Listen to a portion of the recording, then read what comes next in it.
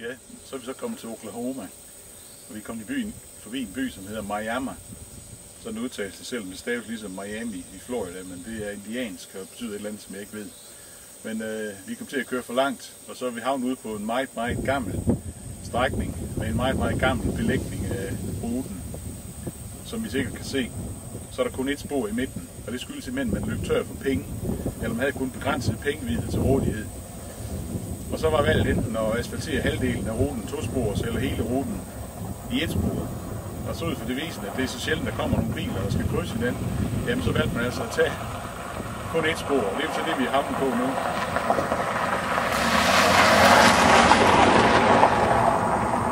Nu vil vi se, om vi kan finde tilbage på den rigtige rute. Der kommer noget andet længere fremme. Nu står vi på et andet stykke af noget af det allerældste Route 66, der findes.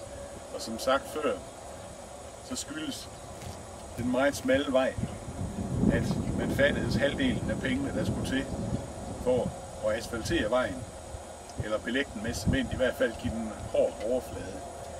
Og så havde man valgt mellem enten at have halvdelen af strækningen asfalteret i 2 spor, eller have hele strækningen asfalteret i kun 1 spor.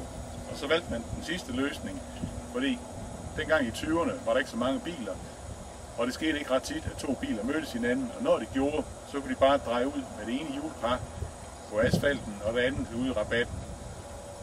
Og det gik så meget godt, og faktisk så, noget af det består så den dag i dag.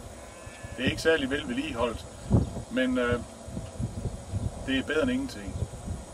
Selve bredden af vejen er 8 fod eller 2 meter og nogle 40 centimeter, og det er faktisk smallere end en bil må være i Danmark ifølge loven. Godt, vi skal videre.